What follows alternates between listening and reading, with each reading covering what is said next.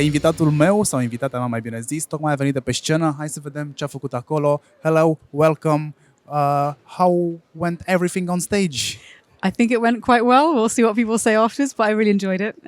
Beautiful What's your venue. feeling? I enjoyed it. It was fun. It was dynamic.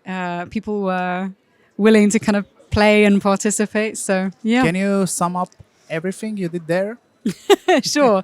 So we looked at 6 principles to help create more persuasive platforms. Okay, 6. In an ethical kind of way. So we had endowed progress, so helping people to begin something.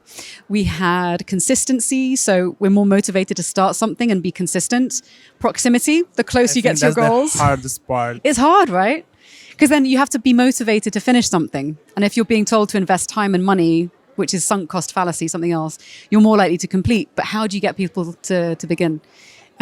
So then we talked about positive rewards, appointment dynamics. Yep.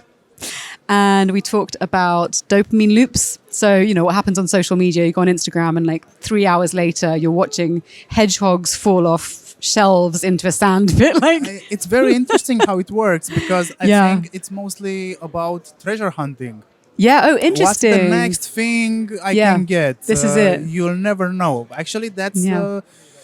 Do you have Lidl back at home? Yeah. I think that's the main business for them. That's true, because you don't know. You come in and it's like Italy week. You're like, ooh, what am I going to find? Exactly. Yeah, Exactly. yeah. So, how's persuasion in the internet era? Persuasion in the internet era. It is interesting. It is controversial at times because ethics has to be present. For the good side, if you can create interactions which are more fun for people, like as a customer, I want to have fun when I'm going online. I want things Yep. to be more easy. Then that's good. If people are giving me the choice and the agency and respecting my privacy. On the dark side, coercion happens. People get moved into user journeys that they might not choose for themselves. Privacy can be diminished. So it's always kind of, as anything human, there's always a light side and a shadow side. And the question is, how do we use these things for good? What do you think internet is about? It's about making money. It's about having fun. It's about working. What is it? Oh, that's such an existential question. I love I it. know. I love it. So the internet, like any human creation, is multifaceted.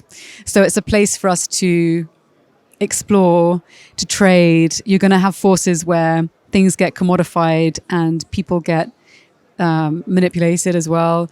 On the flip side, it's a place where you can have access to extraordinary information, connection, creativity. I think it's complicated. It's like humanity. It's very difficult to sum it up.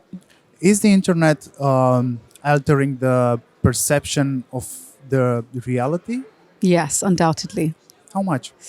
A lot. I mean, I think if we think, so I'm of an age where I I'm didn't... proud about my questions. These questions are really, really good. I feel like this is like on the couch with the philosopher's stone or something. Philosopher's stone. Anyway, that's kind of like This is the the gem. result of staying too much in traffic. Oh, is it? You got time to ponder. Yeah. But these are interesting questions. Thanks. No, they really are. I think, so like when you and I use the internet, I remember before I had a smartphone, what you have is your direct experience. You can go to the library, you can read books, you've got TV. There's kind of a shared... You were looking on the window to see outside. Right, but exactly. So you were literally interacting with your physical reality, you know. Exactly. And now, of course, there's this enmeshed reality where we are living a plurality of lives with different aspects to who we are coming out in different contexts. And there's also this kind of... We're much more aware of so much more of what's going on in the world, but at the same time, our experience of reality is very distorted. So what I experience in my little social feed will be very different to what you do. So there's access to the world, but in a very, very narrow way, which is a bit of a paradox. So I think it's complicated, and the internet influences everything. So the question is how, and does it serve our higher good or our flourishing? And what does that mean for each individual and for society and the planet? As a marketer or a business owner, do I have responsibilities, or my main responsibility is to drive traffic and business? I'm kind of curious as to how you would answer that. Do you feel that you have responsibilities? Oh, yes, I have responsibilities. Actually, my background is in journalism. Oh, interesting. No wonder you're asking such good questions. Thank you. I have a lot of questions like this. Yeah. And I don't know what's the balance. I need to make money. Yeah. But I'm also very aware that year over year increase of a business, of a team, and so on and so forth, it's not sustainable. Yeah. You have only so much resources. Yeah.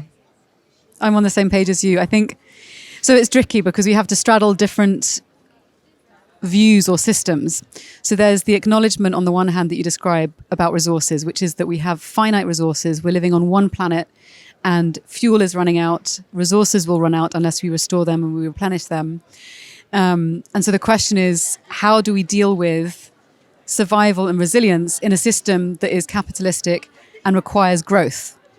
Now, if you look at a company like Patagonia, there are other models that are now being modeled in the world. Rolex did the same. Which did the same? Rolex. I didn't know this. Yeah. When did they do this? Actually, an AGO based. Interesting. So there are examples then, and that's interesting because that's in the luxury sector. So there are examples Patagonia, of... it's actually... it's more luxury. Yeah, it's more higher luxury. end. Actually, it's hilarious. I mean, you do luxury stuff, Yeah. and you say, yeah, I do care about environment. Yeah, but the thing is, this points to something else. Like, humans are idiosyncratic and we are hypocritical. That's a good term.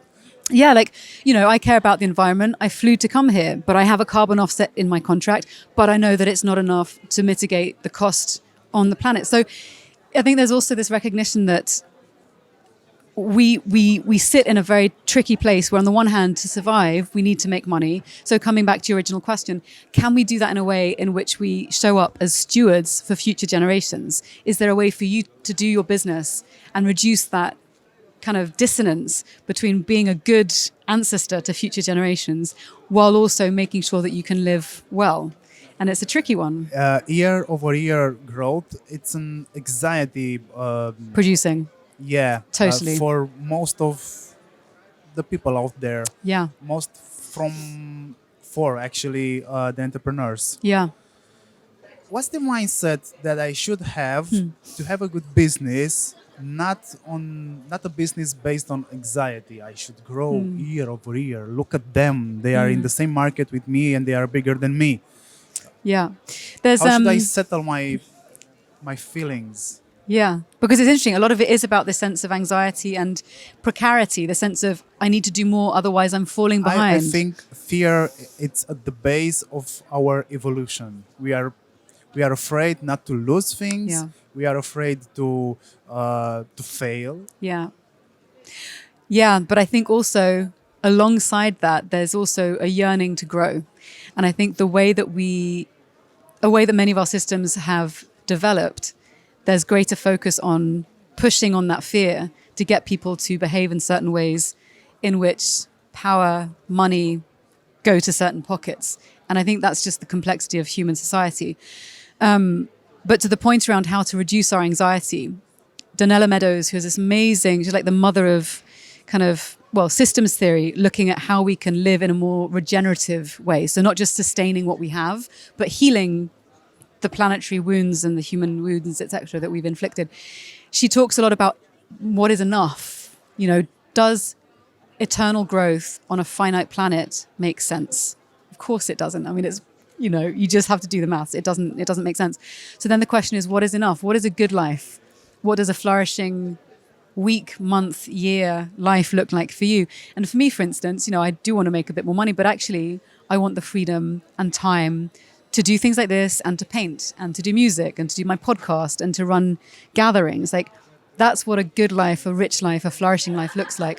And so I think rather than, you mentioned coming from this place of fear, to acknowledge the fear is there and then say, okay, what else is there alongside the fear? What do I yearn for? What do I want to, when I'm 80 or 90 on my deathbed, when I look back on my life, will I be thinking about if I could just make some more money like this year? Or we think on amazing times that we had in conversation or having beautiful moments with friends. So to shift as well, to spend time in that place of dreaming, longing and enoughness. Can we sum up our talk? I feel like we need an hour and a bottle of wine. Oh, yeah. When we say actually this is what defines Gen Z? Oh, Please say yes. no. I mean, also, so I'm not within Gen Z, so I can't speak from an inside perspective. I mean, there are trends we can point towards in generalities. Let's say about what's interesting about what we can point off. So things that I've noticed, and this is by no means exhaustive, a greater awareness of impact on one's mental health, which I think is really important. So there's an acknowledgement and a sensitivity towards that. So anxiety. So yeah, well, so sensitivity and anxiety, and I think there's a strong sense of wanting justice. So if you look at different movements, but then the shadow side, I think, of that is looking at ways in which to build resilience through developing grit and a resilience towards discomfort that can be difficult. I think there's a greater consciousness in general around what we're doing to the planet as well, and there's a much greater eco-anxiety that is fundamental to this generation. I think from the research that I've read, there's a greater sense of dread in these individuals about the future than, for instance, when I was growing up, when I was 18 or 19, I was optimistic. And so there's also a kind of like a historical context. And shift also. So, and then, being constantly connected, FOMO that you're talking about, these levers of fear and of constant stimulation and comparison with people online and not being able to kind of shut the doors on that. So there's a lot. Young people today are dealing with a lot. Sounds like if you address just a small amount of what we were talking about, dealing with Gen Z, you'll have a loyal customer base. Yeah, I think look at the values and how to meet people's deeper needs and listen. Like we need to listen to each other better. So selling, doing business, it becomes about values, not year-over-year growth. In the world that I want to inhabit, yes. And I get a suspicion that you also want that world. Let's make it happen. I think marketing has a big amount of impact of for sure. what is world today. Yeah. We don't sell needs. We address emotions and wishes. And that's what drives year over year and inestimate growth. I agree. And I think also marketers, if you take it to the place where it can go, marketing at its best, in my opinion, is about deep storytelling. And the companies that we most respond to, obviously there's convenience and that's useful and I respond to things like that, but I really want to spend money with companies that are making the future a better place to be. Can you see in the future marketing as a part of CSR? Yeah, absolutely. And actually, interestingly, when I've spoken to people who are CMOs, often, especially during the pandemic, many questions arose around how can we be stewards for change? How can we change the way in which we see ourselves as an organization? So this potential as the storyteller, you have a really powerful role, even though it's marketing, which again, it feels like there's a disconnect. But when you dig deeper, there's a powerful potential for marketers to say, okay, what role do we want to inhabit in the world? What kind of story do we want to tell? And that means looking inwards at the organization. Do we have the right to talk about X and Y, talking to Gen Z, if we're not showing up with integrity, if we're not investing in CSR strategies or ESG strategies?